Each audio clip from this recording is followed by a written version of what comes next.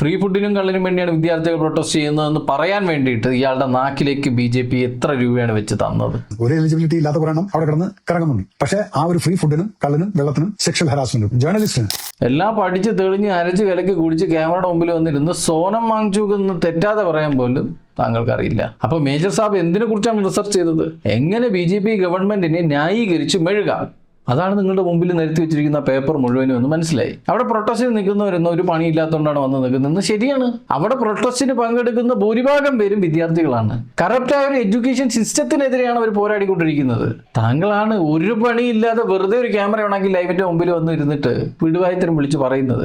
എന്തിനാ? BJP ന്യായീകരിച്ച് മെഴുകാൻ, വേറെ ഒന്നിനുമല്ല. പിന്നെ താങ്കൾ ഒരു പ്രത്യേക കാര്യം എടുത്ത് പറയുന്നുണ്ട്, കേരളത്തിൽ ഇതുപോലുള്ള പ്രൊട്ടസ്റ്റുകളൊക്കെ നടക്കുമ്പോൾ അതിലൊന്നും ഇത്ര പ്രശ്നം കണ്ടിട്ടില്ലല്ലോ എന്ന്. അതിനൊറ്റ ഉത്തരവേ ഉള്ളൂ, കേരളം BJP ഭരിക്കുന്നില്ല. ഇതിപ്പോ BJP സർക്കാരിനെ എതിർത്തുകൊണ്ട് പ്രൊട്ടസ്റ്റ് ചെയ്തതുകൊണ്ടാണ് ഈ പ്രശ്നം അത്രയും. കേരളത്തിൽ നടന്ന ഈ പ്രൊട്ടസ്റ്റുകളിൽ BJP ആണെന്ന് ഭരിച്ചിരുന്നെങ്കിൽ ഇതല്ല ഇതിനപ്പുറം അവിടെ നടന്നതന്നെ. അത് നിങ്ങൾ മനസ്സിലാക്കണം കേട്ടോ. പിന്നെയും താങ്കൾ എടുത്ത് ചോദിക്കുന്നുണ്ട് എന്തുകൊണ്ട് ഇത് ഡൽഹിയിൽ? സിമ്പിളാണ്, BJP ഇത്രയും വലിയൊരു പ്രൊട്ടസ്റ്റിലേക്ക് പോകേണ്ടി വന്നതും ഇത്രയധികം കാഷ്വാലിറ്റീസ് ഉണ്ടായതും അത് കേന്ദ്രം BJP ഭരിക്കുന്നതുകൊണ്ട് തന്നെയാണ്. താങ്കൾ പറഞ്ഞല്ലോ ഇതിനു മുമ്പ് രാജ്യം ഭരിച്ചിരുന്ന ഗവൺമെന്റ് ഉള്ളപ്പോൾ എന്ത് നടക്കും, പക്ഷെ ഇപ്പോൾ ഭരിക്കുന്ന വിൽ പവർ ഉള്ള ഗവൺമെന്റ് ആണെന്ന്. എന്തിനാ വിൽ പവർ?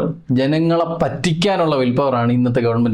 പിന്നെ താങ്കൾ എടുത്തു പറയുന്ന ഒരു കാര്യമുണ്ട്, വിദേശ ഫണ്ടിങ് ആണ് ഈ പ്രൊട്ടസ്റ്റിനെ ഇപ്പോഴും നിലനിർത്തുന്നതെന്നുള്ളൊരു കാര്യം. എന്നാൽ ഞാൻ താങ്കളോട് ഒരു കാര്യം ചോദിക്കട്ടെ, ഈ പ്രൊട്ടസ്റ്റിനെ പൊളിക്കാൻ, ഈ പ്രൊട്ടസ്റ്റിനെ തകർക്കാൻ BJP എന്ന ഗവൺമെന്റ് നടത്തുന്ന ഫണ്ടിങ്ങിനെ കുറിച്ച് നിങ്ങൾ അറിയാഞ്ഞിട്ടാണോ മേജറെ, അതോ അറിഞ്ഞിട്ടും കണ്ടില്ല നടിക്കുന്നതാണോ? പിന്നെ നിങ്ങൾ പറയുന്നതിൽ അംഗീകരിക്കാൻ പറ്റുന്ന ഒരു പോയിന്റ് ഉണ്ട്. ആ പ്രൊട്ടസ്റ്റിൽ വേറെ കുറെ പേര് മറ്റു പല ഉദ്ദേശത്തോടെ വെവ്വേറെ മുദ്രാവാക്യങ്ങൾ വിളിക്കുന്നുണ്ട്. ശരിയാണ്, എവിടുന്നോ കുറെ ഊളകൾ ഈ പ്രൊട്ടസ്റ്റ് പൊളിക്കാനായിട്ട് ഇതിനിടയിൽ വന്ന് കയറിയിട്ടുണ്ട്. ഇത്രയും വലിയൊരു പ്രൊട്ടസ്റ്റ് അല്ലേ, നമുക്ക് ആളുകളെ സെപ്പറേറ്റ് ഫിൽട്ടർ ചെയ്തെടുക്കാനൊന്നും പറ്റത്തില്ല. ആരൊക്കെ എന്തിനു വന്നു, ആർക്ക് വേണ്ടി വന്നു എന്നൊക്കെ കുറച്ച് ഡീപ്പായിട്ടൊന്ന് അന്വേഷിച്ച് പോയാൽ ചിലപ്പോൾ ചെന്നെത്തുന്നത് BJP സർക്കാരിൽ തന്നെ ആയിരിക്കുള്ളൂ. കാരണം ഈ പ്രൊട്ടസ്റ്റ് ഏതെങ്കിലും ഒരു പോയിന്റിൽ പൊളിഞ്ഞു കാണണമെന്ന് ആഗ്രഹിക്കുന്ന ഒരു വിഭാഗം ആളുകളെ ഉള്ളൂ. അതാണ് ഈ കേന്ദ്രം ഭരിക്കുന്ന ഗവൺമെന്റ്.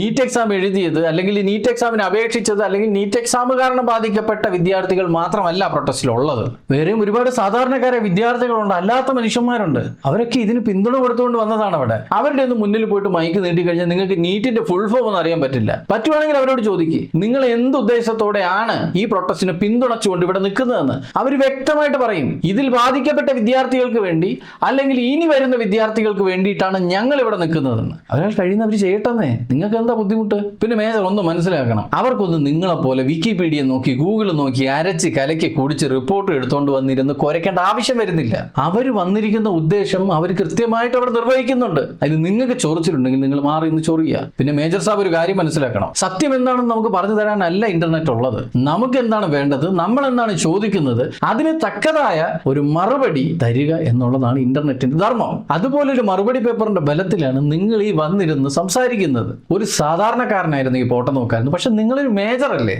അപ്പൊ എങ്ങനെയാ ഇത് കണ്ടില്ല നടിക്കുന്നത്? വേറൊരു കാര്യം പറയാനുള്ളത്, നിങ്ങൾക്കൊരു ധാരണയുണ്ട് നിങ്ങളെന്തൊരു വലിയ മഹാസംഭവമാണെന്ന്. പക്ഷെ അത് നിങ്ങളുടെ വെറും തോന്നൽ മാത്രമാണ് എന്ന് ഞാൻ ഇവിടെ പറയുന്നു. എമ്പുരാൻ എന്ന് പറയുന്ന സിനിമ റിലീസായപ്പോൾ ഒരുപാട് വിവാദം ഉണ്ടായി. ആ സമയത്ത് മോഹൻലാലിന്റെ രക്ഷകനായിട്ട് ഇയാൾ പ്രത്യക്ഷപ്പെട്ടു എന്നാണ് ഇയാളുടെ ഒരു ധാരണ. അവിടെ വന്ന് എന്തൊക്കെയോ പറഞ്ഞ് മെഴുകി തിരിഞ്ഞ് ഇയാള് മോഹൻലാലിനെ രക്ഷിച്ചും കൊണ്ടുപോയി എന്നും ഇയാളുടെ ധാരണ മാത്രമാണ്.